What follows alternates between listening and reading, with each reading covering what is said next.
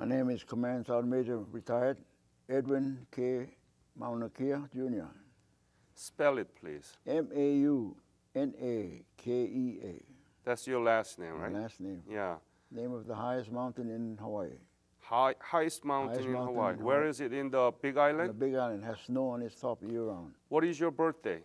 6/23. 6/23. 27. Where were you born? Hawaii. Where? Honolulu. Honolulu. Honolulu, Hawaii. I love Honolulu. Oh yeah. Yeah. So, tell me about your family and your siblings when you were growing up. Well, my grandmother came from Spain, and she married the first Hawaiian grandfather I had. He passed away. She married another Hawaiian. He passed away. And the third one, she married a Korean one, Korean Abuji. That's where I had all my aunties more or less of the Korean background.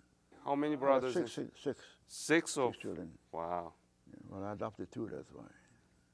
So when did you graduate? What high school? Graduated from Kamehameha High School. Could you spell it? Kamehameha. Camehameha. Kamehameha. Kamehameha High School. Yeah. When? Oh boy, 1940. So what did you do after you graduate? I went to college, University of Hawaii, and then UCLA. What did you study there? Aircraft engineering. What? Aircraft engineering. Aircraft engineering. Wow. But I didn't get to do it because of the war. And then you said you went to LA? LA. Why? College. UCLA, you mean? Yeah. What did you study there? Yeah, that right there. So you went to University of Hawaii and then UCLA. Yeah. Why did you change it? Because it was better Oh. and I had a scholarship. So you were interested in aircraft engineering? From the beginning. From the beginning. From the beginning. I wanted to fly. What did you do after the UCLA? Well, the war started off then. You mean the Korean War? No, the Second World War. So the first year they wouldn't let us come home to Hawaii, but the second year they let us come home to Hawaii. And that's when the war started. Mm-hmm. So we were fishing early in the morning, big school of fish. My dad was a big fisherman. Mm. And I was also the fireman for the state fire station in Hawaii, in Honolulu. And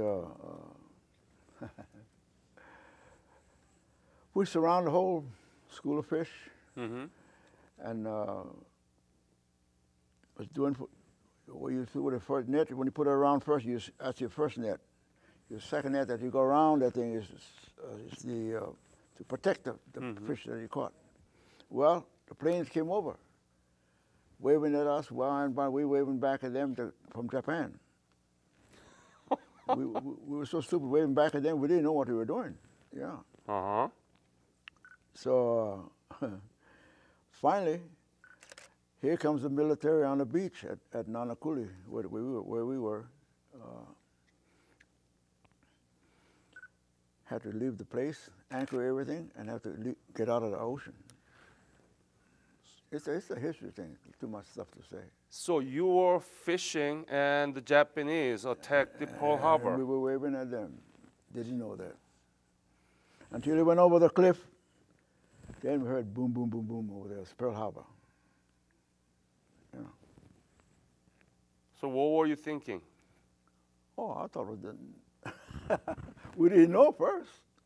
What's going on, right? Because they wave at us. They wave back at us, so we don't know what's going on. Yeah. Crazy. Yeah. And right below us was a Marine base. And when they got on the beach line, you know, that's about 1,200 miles, the beach line.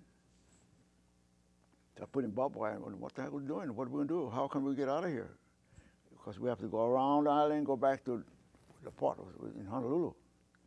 But we couldn't do that till 5 days afterwards. In other words, they took over our boat. We couldn't do nothing.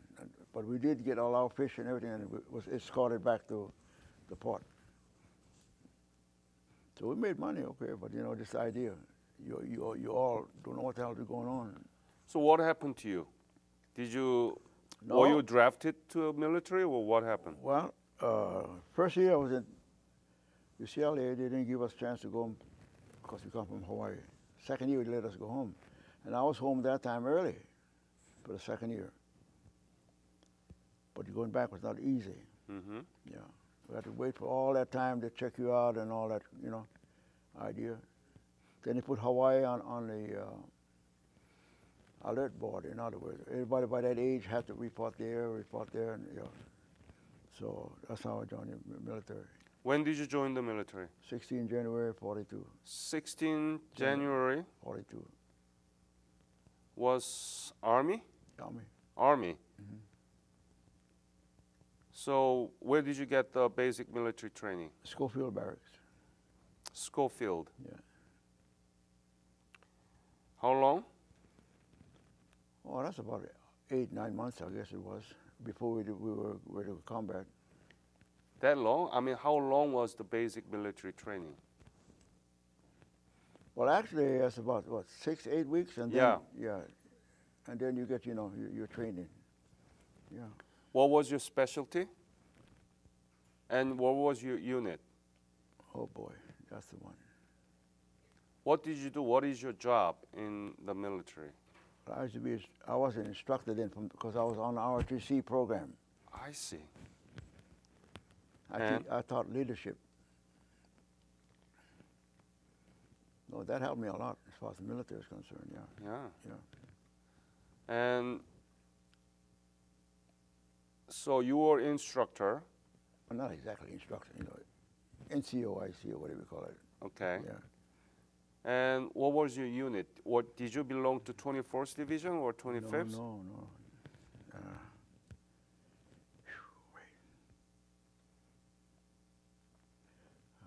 Shit. It was Company A, 298 Infantry. Company A. 298 Infantry. 298 Infantry. Uh-huh. Yeah. That's Hawaii National Guard. So that doesn't belong to any division? Not at that time, no. Oh. Yeah. They put us in a division when we came to Korea. It's a different deal. I see. Yeah. So what did you do until the Korean War broke out?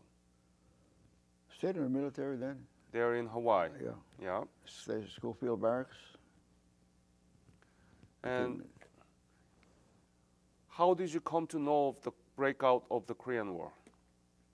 Because everybody was, never had a chance after the Second World War. Uh-huh. You go there, you go there, you go there, and you in the Korean War. That's how we went. Hmm. So tell me, when did you leave for Korea from Hawaii? It's in 1950. They put us on a boat. They were supposed to go this way to Korea, but we went around the Panama Canal to go around the other way. And that took a long trip, and everybody was sick. Me being used to on a boat, I still got sick. And we got there to Japan, from Japan over to Korea. Where did you arrive in Korea? The port where they took all Busan? Busan, yeah. And do you remember it was July or what? It's July, yeah, 1950. 1950? Just before the war, we got there. After the war? Yeah. Right after the war? Just started, yeah. Yeah. And at the time, what was your unit? Something to do with 7th Cav, I know. 7th Cavalry? 7th Cavalry, yeah. Headquarters 7th Cavalry. So there were 26 of us from Hawaii went there, bringing up the rear of the 25th Division. 25th Division? From Hawaii. Uh-huh. I brought up the rear command. So you were 25th Division? Yeah. Yeah. So tell me about how Busan was when you landed there. Crazy. People running all over the place. People yelling, I guess they're trying to tell us they need help, but you know, the language barrier was not simple. I felt sorry for them though, very sorry for them. Why? Well, some of the big vehicles running over the children, You can see them still struggling you know, under those vehicles and couldn't do nothing. We're trying to do something, we can't do nothing either. Those mama songs try to get their children on the back and over, trying to get away from that area. It was something. It was something. That's why I always remember that. Hmm. So it was chaotic. Chaotic is right. So what happened to you after that? Well, they put us in a unit. Then we going up north from the Nakton River on up. Yeah. And then? That's where we started, right there. Right there in Nakdong River? Nakton River. Uh-huh. And did you engage in a combat there? That night, the same night I got there, the same night I did cross the river. Oh. With the enemies across the river. The South Korean was this side. We had to go through them. They put us on a small boat, big engine, with an engine on it. That the water, when you're going up like this, the water still take you down, see? Mm-hmm. Yeah. It was a son of my first Korean War veteran thing there. Tell me about the detail. What happened? And that night when they hit us on the other side of the river, we went on a boat now. And you know, you just got there, so you have no orientation where the heck you are, you know? Boom, boom, boom, boom, boom, all that stuff. And I come to the commander that I was with, was a young fellow from Hawaii. He was a captain here of that company. Well, he got hurt. I grabbed him, and don't tell me how did I walk back across the Nakton River this side back to the Korean people. I don't know how I did that. I don't know how. But I got him over there. He was talking to me when I had him on my back. Mm-hmm. And you know, Nakton River is all muddy. Someplace you can walk, someplace you have to swim to get across. When I got on the other side, I had to call over to the Koreans that was in the dug holes there. Yobaseo, America. So Were you able to speak Korean at the at time? that time, well, you heard Yobaseo, that's all I knew. So they came down there and found out me, and I was carrying this captain on my back. So when I put him down on the stretcher that they had, he told me, thanks. When I turned around again, he was dead. Oh. All that trouble I did. And it took me about 4 hours to bring him across. And how I got across, I really don't know. So he said thanks, and then Well, he I guess he died. told me thank you for bringing him there, but I guess, and he just died. He was shot in the back that I didn't know, back his head. And then? They took him in there, put me underneath again. You know, the Koreans had the bunkers there. They got heat all down there and changed my clothes, get warm again. Was North Korean really strong at the time? Well, for being there not even 72 hours, getting in combat, you don't know. You don't know what they had. What were you thinking? Did you know anything about Korea before you come to Korea? Just from my grandfather, what he tell us. Uh-huh. Yeah. The way they eat, the same food we eat. They eat rice, chopstick, we eat the same thing. So you knew something about Korea. Yeah. And you come and you are in the middle of Nakdong perimeter battle. That's right. Were you scared or nervous? Sure, everybody was scared. Just hearing the damn burp gun, you know. Everybody was scared. So what happened at that Nakdong perimeter? Who won the battle? What happened? Well, I went back. Like I said, I went back to the Korean. They came back later. I was back here already with the captains that I brought back. Mm-hmm. And there was one Korean officer that spoke a little bit Nihongo. You speak Nihongo? Yeah. Yeah, he spoke Japanese like we understood. We understood that better than Korean. But he spoke English enough where we understand. Yeah. And he's the one that really, I think, should be commended because he did everything. He jumped in the water, too, to bring this guy out. He didn't hesitate. The Korean officer. The Korean officer. Uh-huh. I don't know what his name is. So from Nakdong, where did you go?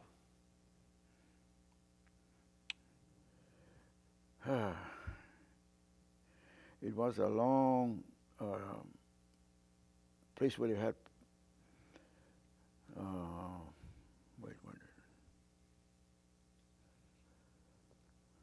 They planted the thing, long beds, like whatever they planted over there those days, not potatoes, something else. 고구마. I think so. Yeah. All in a ditch like that. Yeah. Yeah. And we got there, and then we got in the battle again, Mm-hmm. and you had to crawl in that. By the time we got to the other side, it was all dirty, all muddy. Everybody was all muddy, but we got out. So then where did you go from there? Did you move to Incheon or where did you go? Did you go to Masan or? Masan.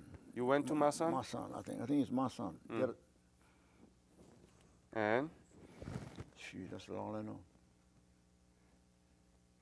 Then we were held there until we got reinforcement, and then I went back to my unit, which took about 2 weeks later, yeah.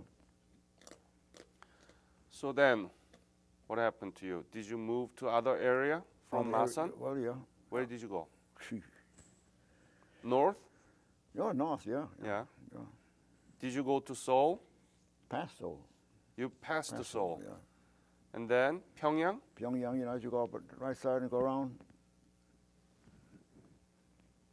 Shit, I remember all of When you go to Seoul, how Yeah. was Seoul? You remember? Well, everybody running crazy, still running crazy in Seoul because everything was damaged there. Mm-hmm. How was Seoul when you see it? Was it completely destroyed? Not really, not really that bad at that time, but it got bad after that. Well, maybe where we were is different, I don't know.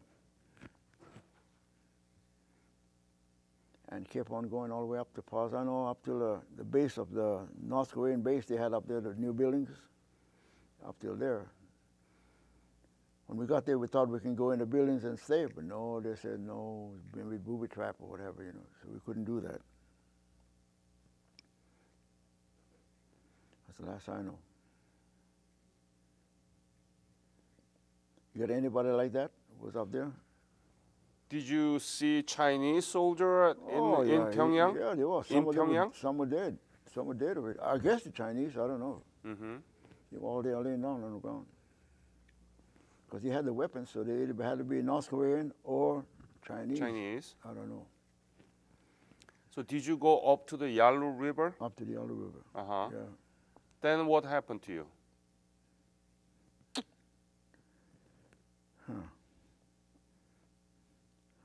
I don't know, while going up there,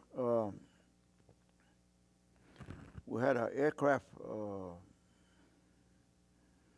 this certain part, I can't remember what part of Korea it was, but past that North Korean setup on the left side. And the Navy brought their planes in to bomb that certain peninsula. Mm-hmm. Well, one came down like that, and went around and come around this way, come back. The one that came back this way, because we was on a hill like this, and the hill was down there. Usually on a plane, they go on this way, and they come around, and then they drop the bombs, they come back. Mm-hmm. But this one, the last one of the 3 planes that were there, he wanted to go like this. But when he did that, he flipped, and he came down and crashed. Oh. And when he crashed, I happened to be not too far from him, 5 of us, running, trying to save the pilot, not knowing about the napalm. One napalm went up, but one napalm was on the wing yet, and didn't fall down yet. And that's how we got burned. You burned? Yeah. From here. Oh. So when I tried to save that pilot, it exploded and dropped us down a good 20 feet down. Wow. But I can't remember what place that was. So what happened? Huh? He fell. Instead of going around, like I said, he couldn't go on and come back again and drop his napalm. He went around like a big circle like that, like a circus. And I guess the wind, or whatever, couldn't keep that plane up because the weight, two napalms on it. So we got all burned. But I'm okay. So who brought you back? I ended up in a 6 hospital, what do you call it? In Seoul. In Seoul? Yeah. Mm-hmm.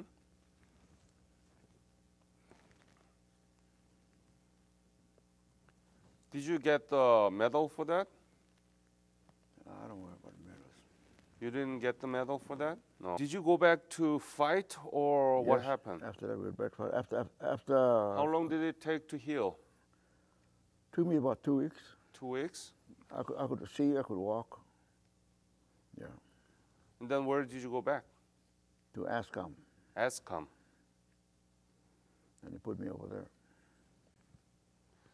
So you were a rifleman or what was your specialty? Were you a signal No, rifleman. rifleman? Yeah, infantry. And tell me about what happened in ASCOM. Well, beside other guys like me still wounded, they kept us in the building there till we got well, I guess. And then when time to time I had to come back already. Yeah. Those are days that you don't want to remember. Not me anyway. You've seen so many people get killed, the way they killed and the way they just, you know. Especially the Korean people. I felt so sorry for the mothers with the babies. Oh, boy. Just like that. And they been killed? Yeah. Mother and baby together? Mother and babies, a machine gun, you know. I wish I had one machine gun. I'd shoot them too. But you only had one rifle. That's about it. So you still remember all those? I don't want to remember, but I do. Do you have a PTSD? Not exactly. So when did you leave Korea?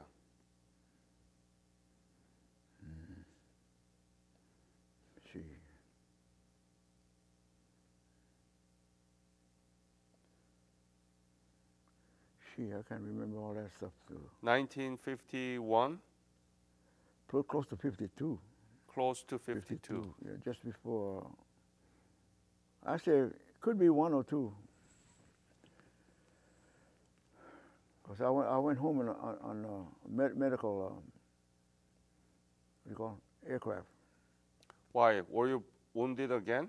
Yeah, I was wounded. Where? How? Uh, Tell me about it. with a burp gun. Huh? Trying to make the guys hurry up and tell them. So you were hit by Yeah. enemies? Enemy, yeah. Could you show that? So your thumb, right? Yeah, thumb. It's gone. And I didn't know. Till I went back to the mess hall, took off all our gloves, there it was.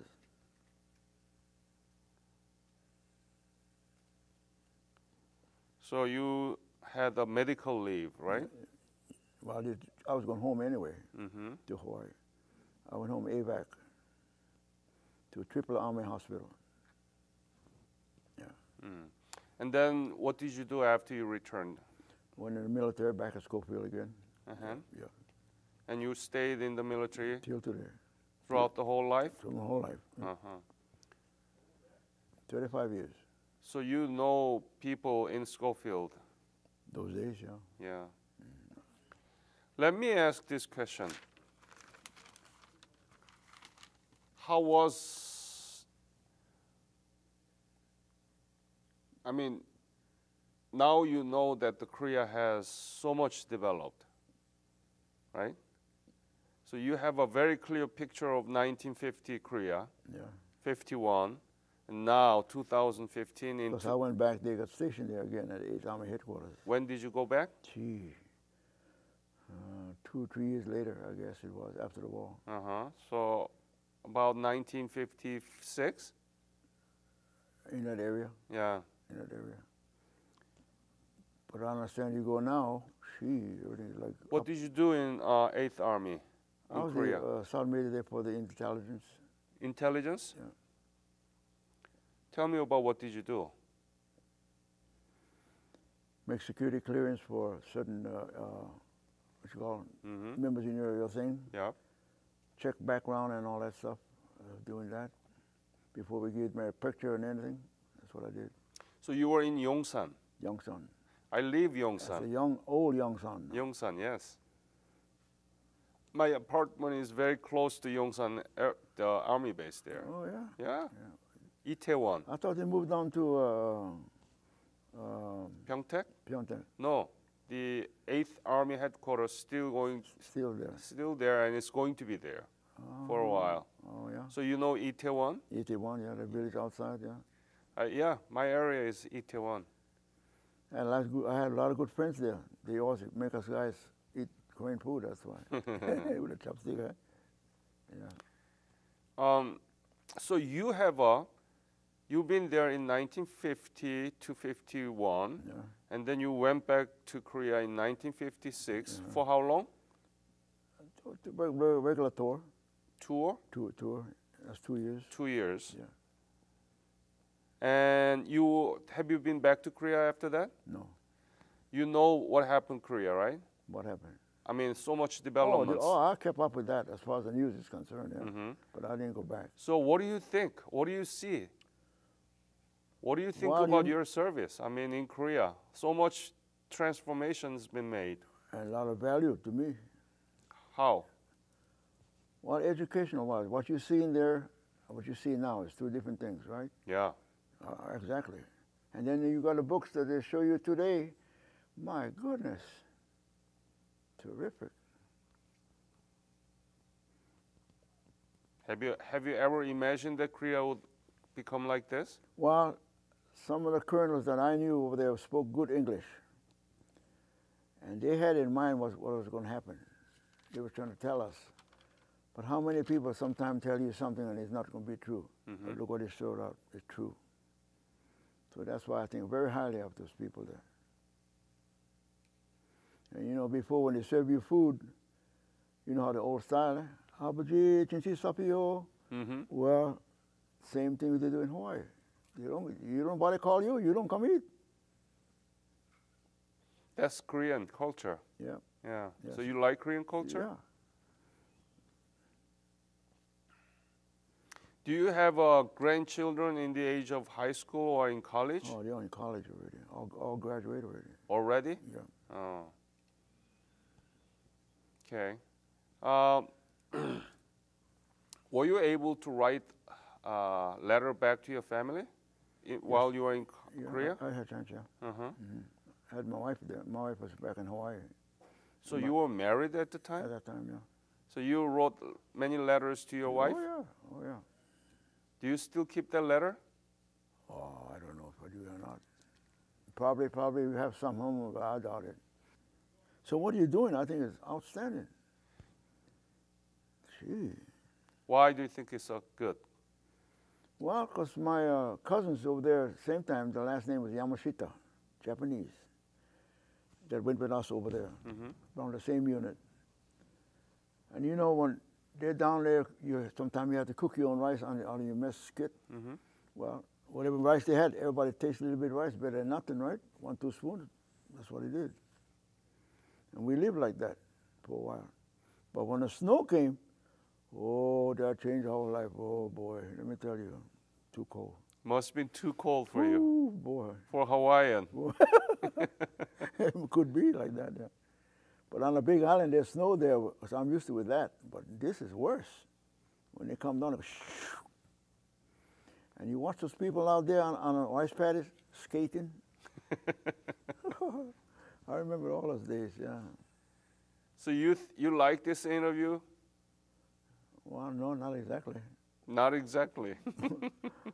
But that's the only way somebody's going to understand what we're doing, what you're doing over there. Yeah. And I think it's courageous. I'll give you credit. Yeah.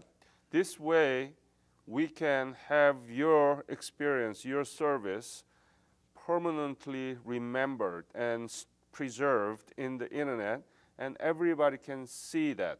And now, American high school, the history teachers and social studies teachers, they show this interview to their students. And students, while they're listening, they transcribe it and they send it. They love to hear from the veterans rather than reading one paragraph about the Korean War in their history textbook. You know that there is only one paragraph, very short coverage of the Korean War in our high school textbook. I'll be done. But when your interview uploaded to the website, students will listen from you. You were fishing, and the Japanese fighter jet plane, came down to Pearl Harbor, and they were, waving. Well, they wave us back here. Pearl Harbor's over there. So. Right, and then they just bombed. Yeah. How can they hear this kind of story from textbook? There is nothing like that in textbook, but because you are doing interview with my foundation so that those stories can be heard. You are in Killeen and you are the founding president, right? Well, not exactly founding president. I had done to start founding president, but somebody else did start it. We didn't know already. Mm-hmm. One of the first guys, he was a POW also, see. And Liz Humphrey's husband was a master sergeant, and he's a Korean War veteran also. So we thought, well, let's start something. In doing so, when we started, we found out that somebody else started one already. So we went and joined that. But it didn't go strong, and I kept it all the way. And then her husband died on top of that. Mm-hmm. And that lady done a lot here. I'll tell you that. How many Korean War veterans were here when you started as a president? Well, we had 13 when we first started. Then it add up, and today we got pretty good. There's still a lot more, but everybody don't want to pay the dues. That's what it is. But I've been on it ever since. So I was the president for a good 11, 12 months, 12 years. So now we got new people. But I want to make sure that other Korean people understand what she's doing. Right. But she can't, in the language, but she's better now than before. And she's done a lot. Very good. I want to thank you, especially you have Korean origin, right? And you went there in the very beginning of the Korean War, which was very critical. Yeah. You've been wounded twice. And because of your fight, there is a Korea now. Korea is the 13th largest economy in the world. Yes, sir. Yes, sir. And most substantive democracy in Asia. Yeah, I see the book. So yes. So I want to thank you for your fight and your sacrifice. Thank you. And keep supporting Korea, please. Well, I'm going to have to. I got no choice. Because I was there. Yeah. Thank you so much again. Okay.